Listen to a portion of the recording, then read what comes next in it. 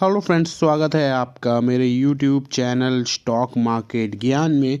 इस वीडियो के अंदर हम बात करने वाले हैं IRFC के बारे में।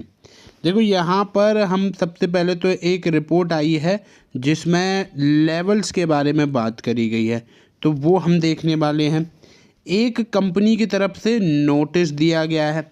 इस नोटिस में आखिर क्या कुछ मेंशन है वो हम इस वीडियो में देखेंगे।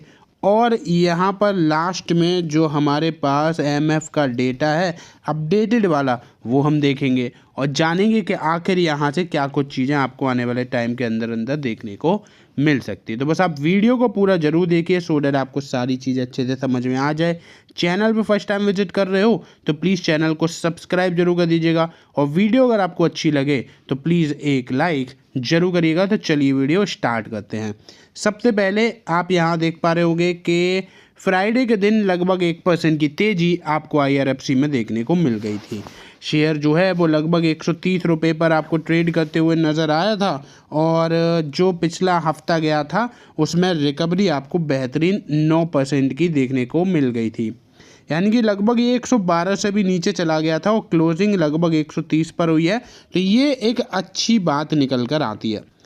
अगर हम इसका थोड़ा सा कंपैरिजन देखते हैं तो देखो, जहाँ एक महीने के अंदर आपको केवल 5% के रिटर्न्स नज़र आएंगे, लेकिन वहीं अगर आप यहाँ पर ये देखो कि जो ड्रॉप आया था वहाँ से अगर आप रिकवरी तक देखते हो ना, तो आपको कुछ ही दिन के अंदर अंदर मंडे से लेके फ्राइडे के अंदर अंदर लगभग 16% की रिकवरी देखने को मिल जाएगी।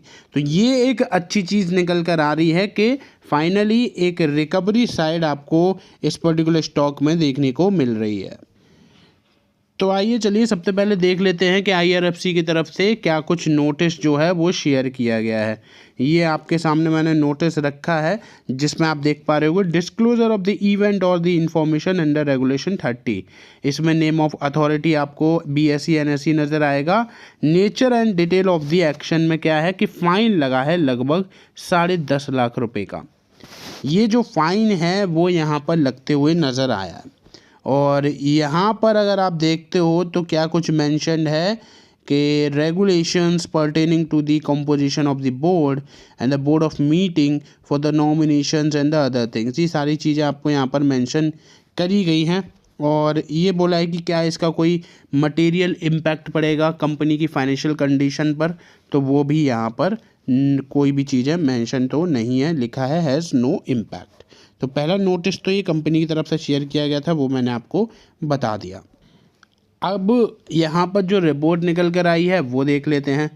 IRFC पर दाव लगाने की सलाह दे रहे हैं एक्सपर्ट, बाइंग की रेटिंग है। यानी कि यहाँ पर अब जो एक्सपर्ट हैं वो फाइनली रिकमेंड कर रहे हैं कि आपको इसमें बाइंग करनी चाहिए। और यहाँ पर क्या कुछ बोला जा रहा है तो देखो, पिछले कुछ टाइम से काफ़ी बड़ा करेक्शन है, लेकिन जो पिछला हफ्ता गया है उससे हमें एक पॉजिटिव साइन मिलने स्टार्ट हो चुके हैं, और यहाँ से आपको एक रिकवरी साइड जो है वो नज़र आ रही है। कंपनी ने जो अपना ऑल टाइम हाई बनाया था वो बनाया था 229 का, और यहाँ पर जो हाई बना था वो बना था 15 जुलाई को।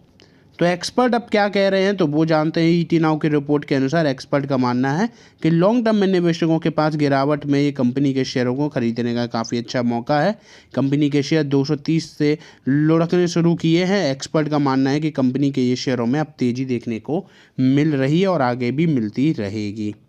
बाइंग की एक रिकमेंडेशन है, लेकिन मैं यहाँ पे आपको ये देख रहा हूँ कि आखिर कोई टारगेट वगैरह है कि नहीं। पिछले हफ्ते यहाँ पर एक्स डिविडेंड दिया था, हम लोगों ने कंपैरिजन भी किया था। आपके सामने मैंने एक कंपैरिजन भी रखा था कि ISCTC और IRFC में अगर आप देखना चाहो तो क्या कुछ डिविडेंड यील्ड किसकी बेटर है, तो दोनों ही चीज़ों में यहाँ पर आपको IRFC बेटर नज़र आई थी।